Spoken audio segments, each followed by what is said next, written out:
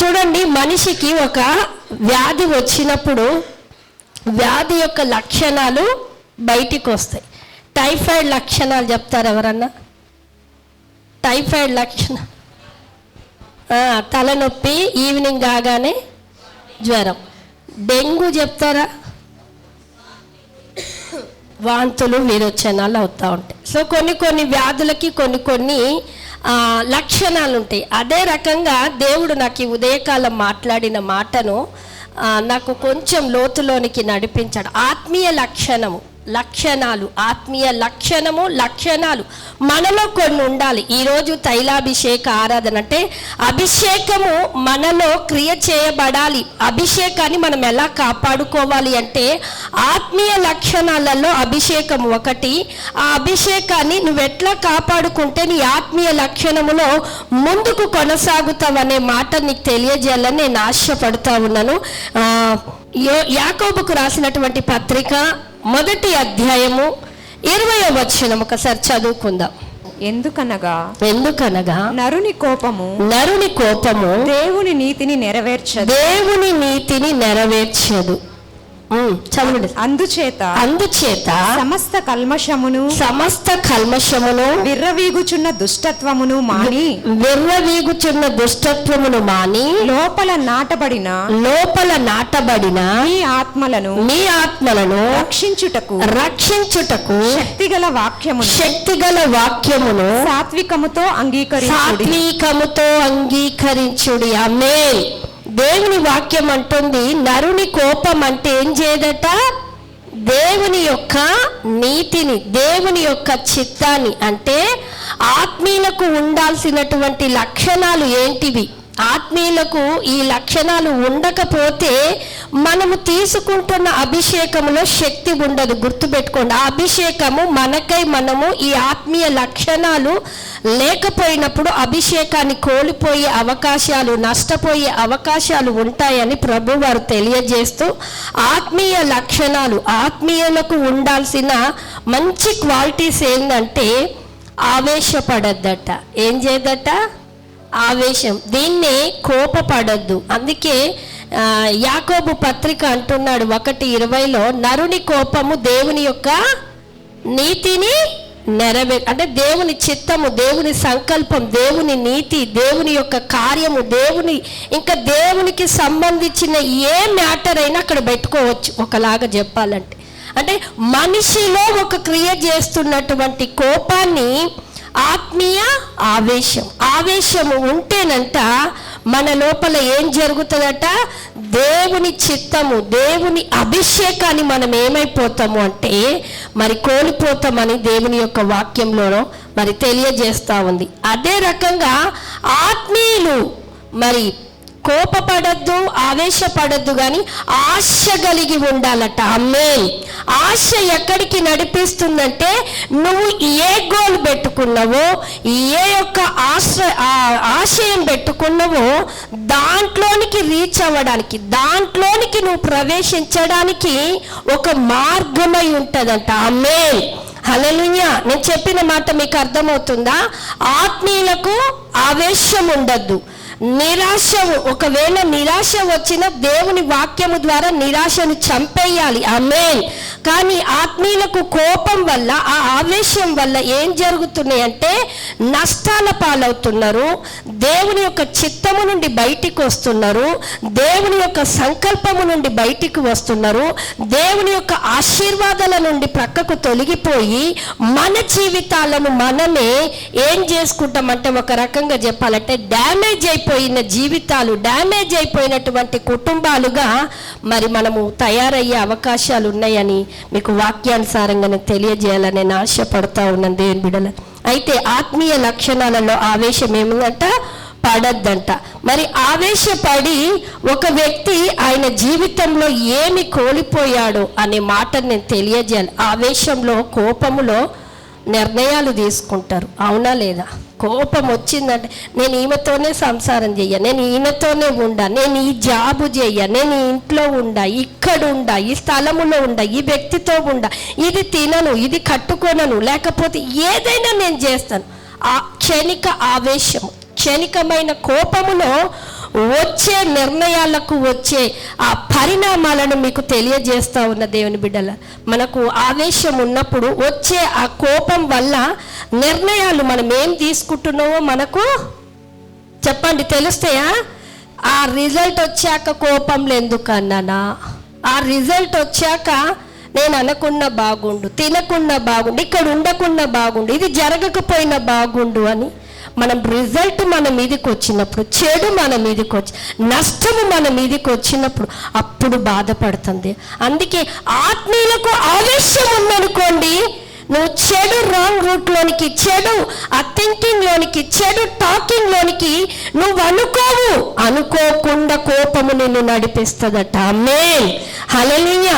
అందుకే నిరాశలో ఉన్నప్పుడు దయచేసి దేవుని బిడ్డలారా జ్ఞాపకం పెట్టుకోండి, నిరాశ కోపము చాలా డేంజర్. మీరు బైబిల్లో ఒక వ్యక్తి ఎందుకు నిరాశకు గురయ్యాడు, నిరాశలో ఉండి ఆయన తీసుకున్న స్టెప్పులో ఏమి పొందుకున్నాడు, ఏమి అనుభవించాడు అనేది మీరు ఒక్కొక్క వ్యక్తిని మీరు గమనించినట్లయితే నిరాశలో ఉండి తీసుకున్న తీర్మానాలు, ఆలోచనలు, నడిపింపులు చాలా ఫెయిల్ అయిపోయాయి. ఎవరు ఫలించలే, ఎవరు నిలబడలే, వారి జీవితాలు కొలాప్స్ అయిపోయాయి. ఆమేన్.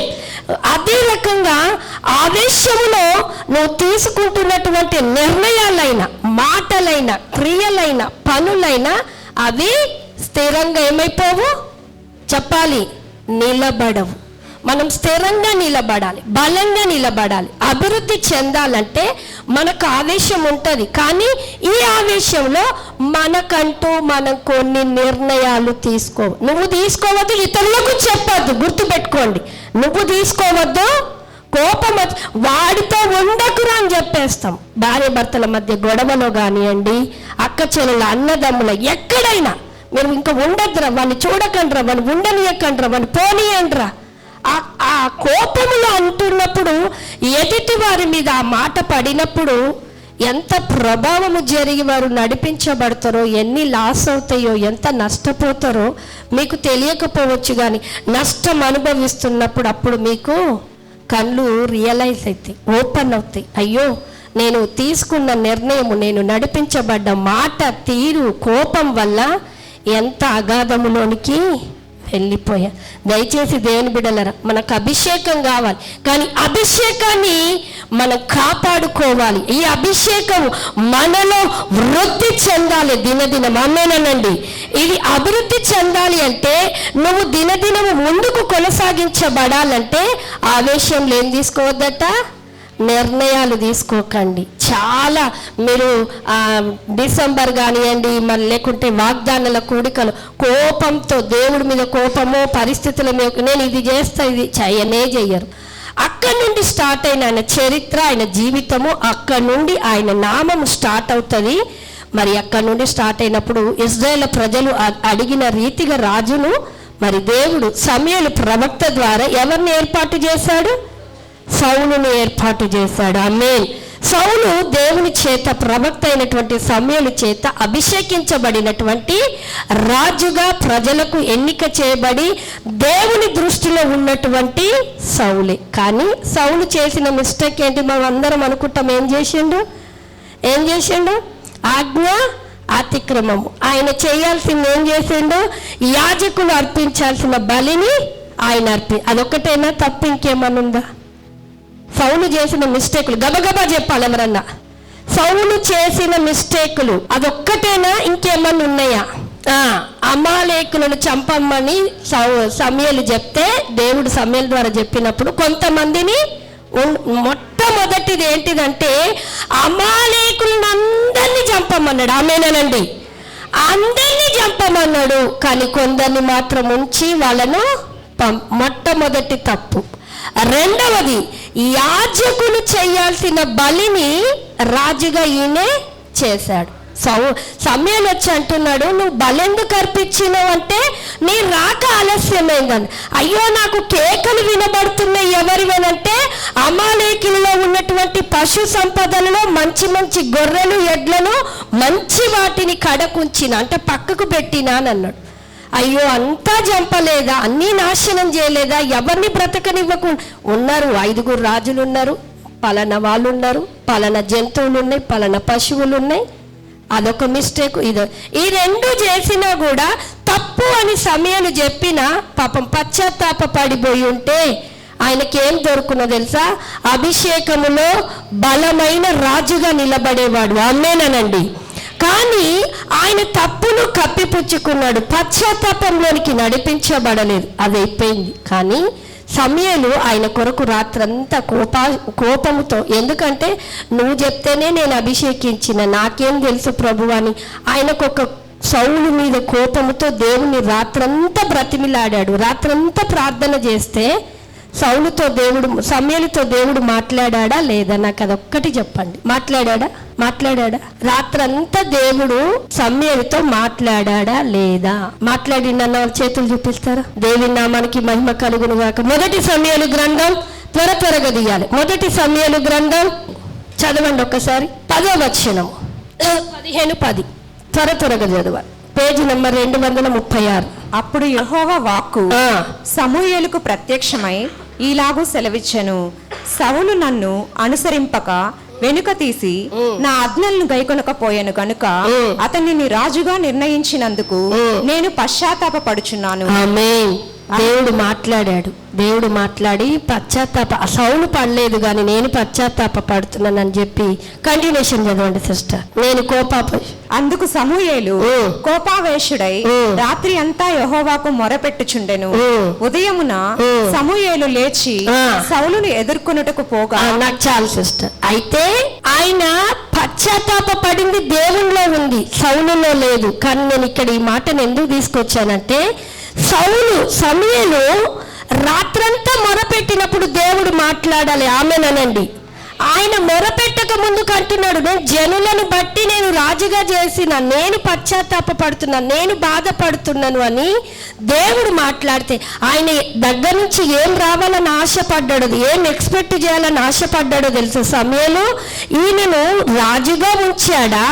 ఈయనను చేసిన తప్పుకు అభిషేకం ఉందా, పొయ్యిందా, ఇంకేం జరుగుతుంది, రాబోయే పరిణామం ఏంటిది, జరిగించబోయే ఆ నడిపింపు ఏంటిదో, నడిపింపు కొరకు సమయలు ప్రార్థన చేశాడు. ఆమేన్, హల్లెలూయా. కానీ దేవుడు ఆ రాత్రి మాట్లాడకుండా ఉండకపోయేసరికి అక్కడ కింది వచనాలు మనకు అన్ని తెలిసిపోతా ఉంటాయి. మీరు ఆజ్ఞ అతిక్రమమే పాపమని సౌలుకు సమయలు అన్ని చెప్పి మాట్లాడిన తర్వాత సమయలు అంటాడు ఏమనో తెలుసా?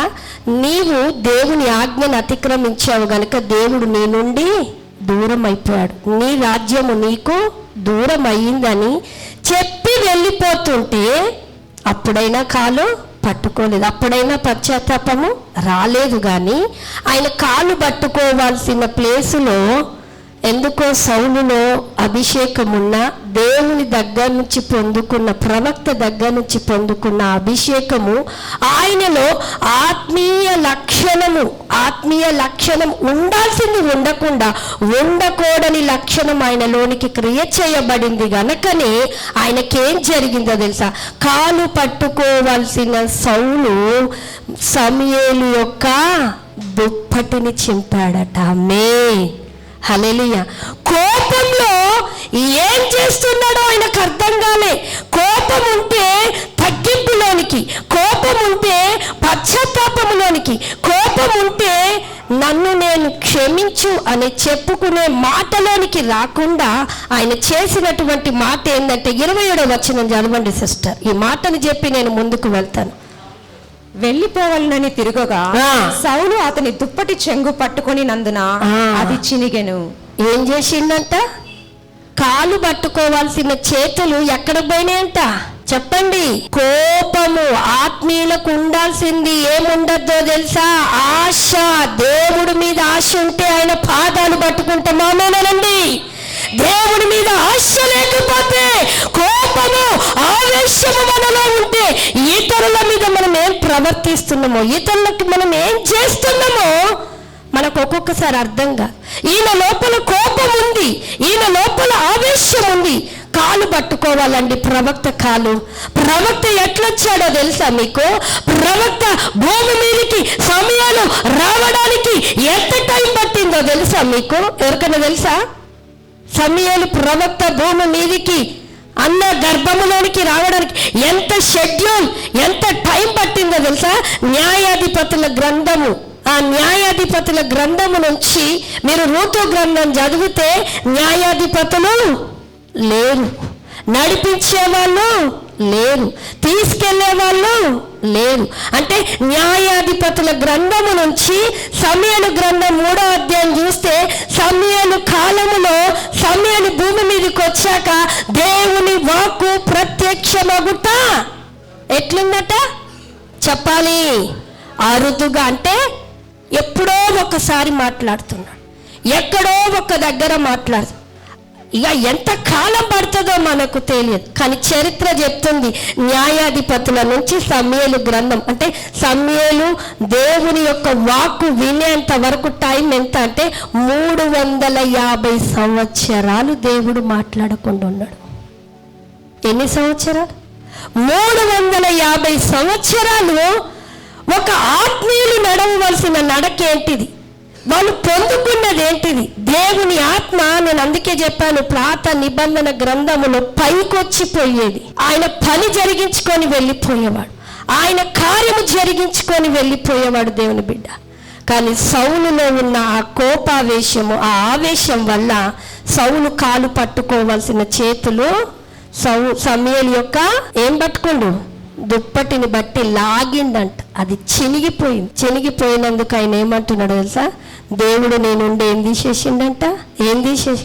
కోపములో చేసే పని నీ అభిషేకము డిస్ట్రాయిడ్ అయిపోతుంది. గుర్తుపెట్టుకోండి, కోపములో తీసుకున్న నిర్ణయాలు, కోపములో మాట్లాడే మాటల యొక్క ఫలితము నువ్వు ఎదగకుండా కొమ్మను విరిచేసినట్టు, జీవితాన్ని నలిపేసినట్టు, కుటుంబాన్ని పాడు చేసినట్టు. అందుకే దేవుని బిడ్డలార సంగమా, మీకు కోపంగా ఉన్నప్పుడు మీరు ఎట్లా పడితే అట్లా మాట్లాడకండి, నిర్ణయాలు తీసుకోకండి, ఆలోచనలు అంతకన్నా చేయకండి.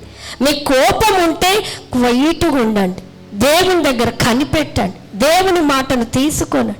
ఆయన కోపాన్ని, ఆయన తప్పులు జరిగించిండు, దేవుని మాటను అతిక్రమించిండు, అన్ని తప్పుల మీద చేసుకుని ఇంకా కోపాన్ని పెట్టుకొని ఏం చేస్తున్నాడో తెలుసా?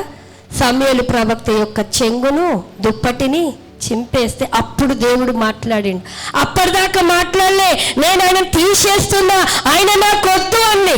ఎప్పుడైతే సమూయేలు మీద దేవుడు పిలుపుతో వచ్చిన సమూయేలు మీదకి చెయ్యి ఎప్పుడైతే పడిందో ఏమంటున్నా? రాజ్యము నీ నుండి విడిపోయింది. సౌలు పరిపాలన ఎంతకాలం చేశాడో చెప్తారా మీరు? సౌలు పరిపాలన ఇశ్రాయేలు రాజుగా ఎంతకాలం చేశాడు? సౌలు చేసిన పొరపాటు వల్ల, ఆ కోపం వల్ల, ఆయన తీసుకున్న నిర్ణయం వల్ల, ఆయన చేసిన పని వల్ల ఏం జరిగిందట? రాజ్యము దూరమైంది. కానీ ఇశ్రాయేలు ప్రజలకు సౌలు ఎన్ని సంవత్సరాలు ఉన్నాడని చెప్తుంది? 40 సంవత్సరాలు. తెలుసా వచనము? ఎక్కడుందో తీయండి. సరే అండి, అపోస్తల కార్యం 13వ అధ్యాయం 21వ వచనం. మీరు ఎవ్వరు పాత నిబంధనల పోలే, అందుకే నేనే 1, 2, 3 అనేసి. అంత పాత నిబంధనల నుంచే చూస్తారు, కొత్త నిబంధనలు ఎవ్వరు ఓపెన్ చేయలే. 13వ అధ్యాయం 21వ వచనం చదవండి సిస్టర్. వారు రాజు కావాలని కోరగా దేవుడు బెన్యామీను గోత్రీయుడును కీషు కుమారుడునైన సౌలును వారికి 40 ఏండ్ల వరకు దయచేసెను. ఆమేన్. ఎన్ని ఏండ్లంట? 40 ఏండ్లు దేవుడు ఫిక్స్ చేసింది. తారుమారు చేసుకుంది ఎవరో తెలుసా? సౌలు. ఎన్ని సంవత్సరాలు ఇశ్రాయేలు ప్రజల మీద ఆయన రాజుగా అధిపతి ఏలేను? 40. దేవుని దృష్టిలో 40. కానీ ఆ 40ని తారుమారు అయ్యింది. ఎన్ని సంవత్సరాలు? 2. చదవండి మొదటి సమూయేలు గ్రంథం. నేను ఇదివరకు కూడా చెప్పా. మొదటి సమూయేలు గ్రంథం 13వ అధ్యాయం 1వ వచనం చదవండి సిస్టర్.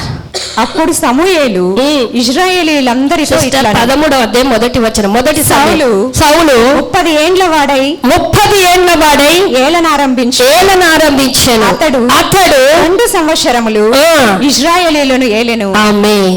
ఎన్ని సంవత్సరములు ఏలెను? 2 సంవత్సరాలు. కానీ దేవుని దృష్టిలో ఎన్ని సంవత్సరాలను ఫిక్స్ చేసిండు? మరి 32కు 30 40 2 తీసేస్తే 38 సంవత్సరాలు దేవుని దృష్టిలో.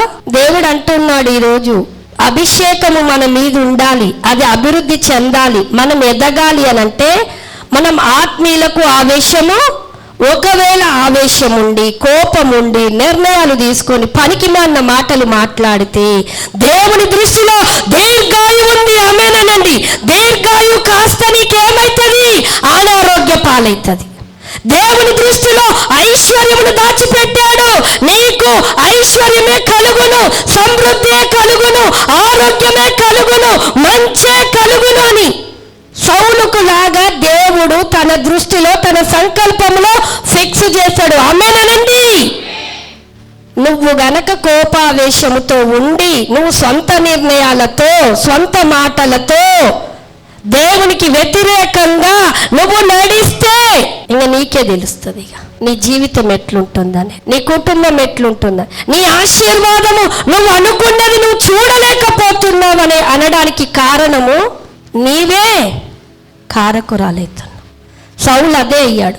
ఇశ్రాయేలు దృష్టికి ఇశ్రాయేలును ఏలుబడి చేయడానికి 2 సంవత్సరాలు అయిపోయింది. 38 సంవత్సరాలు విరుద్ధమైన పాలన. ఏమొచ్చింది ఆయన లోపల? అభిషేకం పోయింది, దేవుని తోడు పోయింది. ఏమొచ్చింది ఆయన లోపల? దురాత్మ. దురాత్మ కంటే ముందు వచ్చింది ఒకటి. ముందు మీకు ఒక విషయం చెప్పనా, అమాలేకీలను చంపమంటే చంపలే. ఎప్పుడైతే అమాలేకీలను కలిసింది ఆ పోరాటం మనం ఎదుర్కోవాలి, శరీరాన్ని జయించాలి. అందుకే గలతీ పత్రిక అంటా ఉంది, ఆత్మ శరీరము ఎప్పుడు విరుద్ధంగా పోరాడుతూనే ఉంటాయంట. ఆత్మానుసారంగా జీవించుడి, శరీర క్రియలను చంపుడి. ఆమేన్. మనం ఆత్మీయులమని చెప్పుకోవడానికి ఆత్మలోనే ఉండాలి. ఆమేనండి. ఆత్మలో ఉంటే ఏం జరుగుతుందమ్మా? నీకు కోపము రా. ఈయనకు కోపం రావడానికి కారణం ఏంటిదో తెలుసా? మీకు ఒక విషయం చెప్పనా?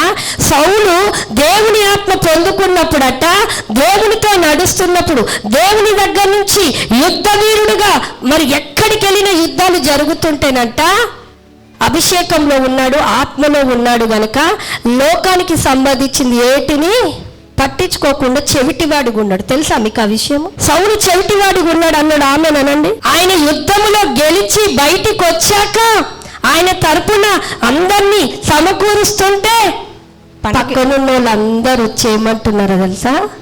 వీడా యుద్ధ వీరుడు, వీడా ఇట్లాంటోడా అంటుంటే, నన్ను అన్నావా?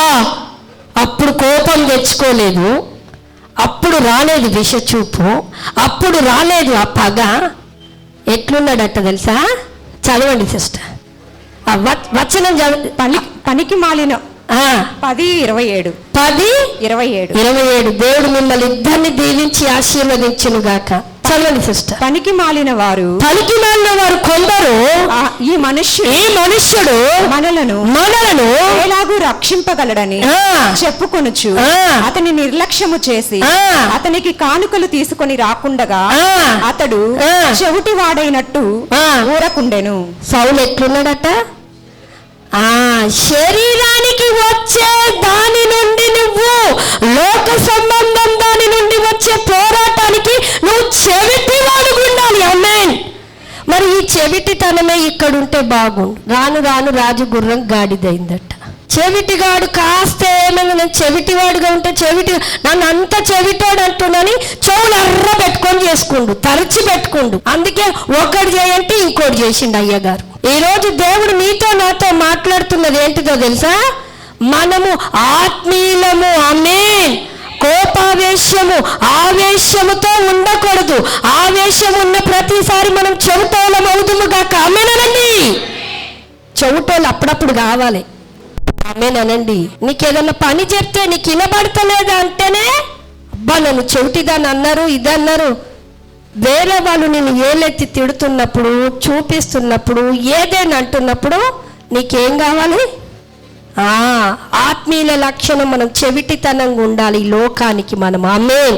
శరీర సంబంధమైన పోరాటానికి మనల్ని ఏదైతే ఒత్తిడిలోనికి నడిపిస్తుందో ఆ విషయాలకు మనం ఎట్లుండాలట? 2 సంవత్సరాలుగానే దేవుని దృష్టిలో ఉండిపోయాడు. మిగతాదంతా కూడా విషపు చూపుతో ఆయన దురాత్మ చేత ఇశ్రాయేలు ప్రజల్ని నడిపించిన సౌలు రాజుగానే పేరుగాని. ఒకసారి ఒక నీటిలో కప్పబడిపోయింది. నీటిలో కప్పబడిపోతే బావిలో ఉన్న చుట్టూ కప్పలు వచ్చాట. అయ్యో ఏమంటుందో తెలుసా? కప్పని పడ్డావు, కప్పకి ఇవే కదా సైగలు అని ఇలా అంటున్నాయట. పాప మా కప్పకి నిజంగా చెవుడు, ఏంటిది చెవుడు, వినబడదు, కానీ సైగలు అర్థం చేసుకుంది. ఏమనంటే నేను నీళ్ళలో పడ్డా, పైకి నన్ను పిలుస్తున్నారు అనుకుంది. నన్ను అంతమంది పిలుస్తున్నారు.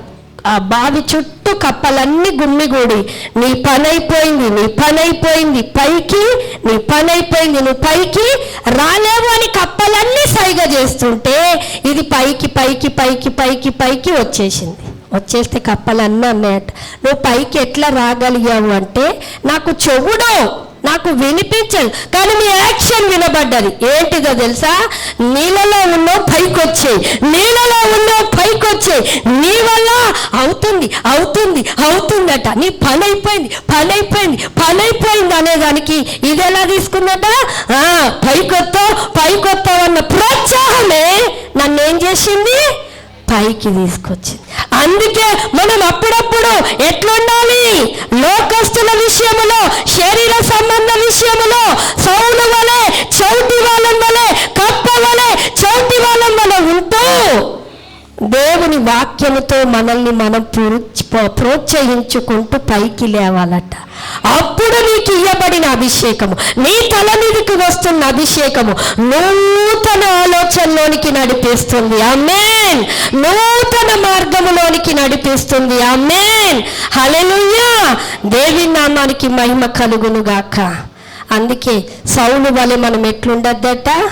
విషచూపు, శరీరానికి సంబంధించిన ఆలోచనలు, శరీరాన్ని జయించలేని ఆ కోరికలు నీలో ఉంటే, ఆ జయించలేని తనము నీలో ఉంటే, అభిషేకం నువ్వెంత పొందుకున్నా, అభిషేక ఆత్మ నీ మీద ఉండాలన్నా అది ఉండదు, క్రియ జరిగించబడదు. ఈరోజు దేవుడు నీతో నాతో మాట్లాడుతుంది ఏంటంటే, ఆత్మీయులకు ఆవేశము ఉండద్దు. ఏముండాలట? ఆశ ఉండాలి. ఆశతో మన ఆశయములో అడుగు పెట్టుదుముగాక. ఆమేన్. మన ఆశ తీరా ఆయనను మనం కలుసుకుందుముగాక. మన ఆశతో మన గమ్యములో అడుగులు వేయుదుముగాక. ఆమేన్. హల్లెలూయా. దేవుని నామానికి మహిమ కలుగునుగాక. అందరం లేచి నిలబడదాం. దేవుని బిడ్డలారా, లేచి నిలబడదాం. మరి ఆత్మీయతను, మన అభిషేకాన్ని పాడు చేసే విషయాలు ఏంటిదట? మన అభిషేకాన్ని, మన ఆత్మీయతను పాడు చేసే ఏంటిదట? ఆవేశము, కోపము, ఆ నిర్ణయాలు, ఆ మాటలు, ఆ క్రియలు. ఆ కోపంలో ఉన్నప్పుడు, ఆ ఆవేశంలో ఉన్నప్పుడు మీరు ఏమీ తీసుకోకండి. ఒకవేళ నువ్వు తీసుకుంటే మాత్రం నువ్వేమైపోతావో తెలుసా? నీ జీవితాన్ని నష్టపరుచుకుంటావు. నీ జీవితాన్ని మరి భయంకరమైనటువంటి స్థితిలోనికి నువ్వు మార్చబడతావని ప్రభు పేరట తెలియజేస్తూ, దేవుడు నీతో నాతో మాట్లాడిన మాట ఏంటంటే, లోక సంబంధమైన విషయాలు, శరీర సంబంధమైన విషయాలతో మనము చెవిటి వాళ్ళంగా కొన్నిసార్లు మనము ఉందముగాక.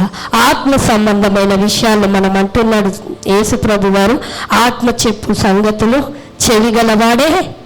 ఆత్మ సంబంధమైన విషయాలు చెవితో వినాలి, లోక సంబంధమైన విషయాలు చెవితో మనం వినకూడదని దేవుడు ఈరోజు మూల సత్యాన్ని తెలియజేస్తా ఉన్నాడు. దేవుని బిడ్డలారా, కళ్ళు మూసుకుందాం. దేవుని యొక్క వాక్యం వైపు నిన్ను నిజంగా నువ్వు కోపంలో నువ్వు తీసుకున్నటువంటి తీర్మానం ఏముందో, నీ కోపంలో నువ్వు మాట్లాడినటువంటి మాట ఏముందో ప్రభు వారు నీతోనే మాట్లాడుతూ ఉన్నాడు. దేవుని బిడ్డ, ఒకవేళ నీ జీవితాన్ని శపించుకున్నావేమో, నిరాశలో తీసుకున్నటువంటివి, నిస్పృహలో తీసుకున్నటువంటివి, ఏ పేదరికంలో నువ్వు తీసుకున్నటువంటి తీర్మానాలు, కోపంలో నువ్వు తీసుకున్నటువంటి తీర్మానాలు, ఆవేశంలో నువ్వు తీసుకున్నటువంటి తీర్మానాలు నీ జీవితాన్ని చిగురింప చేయవు కానీ నీ జీవితాన్ని నాశనములోనికి నడిపిస్తుందని ప్రభు వారు తెలియజేస్తూ ఉన్నారు. నీ ఆత్మీయతను, నీ అభిషేకాన్ని కోల్పోకుండా ఆవేశం మనకొద్దండి, తీర్మానాలు మనకొద్దండి, ఆ మాటల నడవడి మనకొద్దు కానీ దేవుని యొక్క భయములో, దేవుని యొక్క భక్తిలో, దేవుని యొక్క ఆత్మీయతలో మనము ముందుకు వెళ్ళాలంటే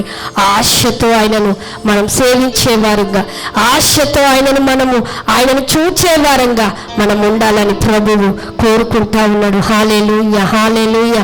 దేవుని వైపు చూద్దాం, దేవుని వైపు చూద్దాం, దేవుని వైపు చూద్దాం. ఆశయ, చిన్న ఆశయ నీవే తీర్చాలయ్యా.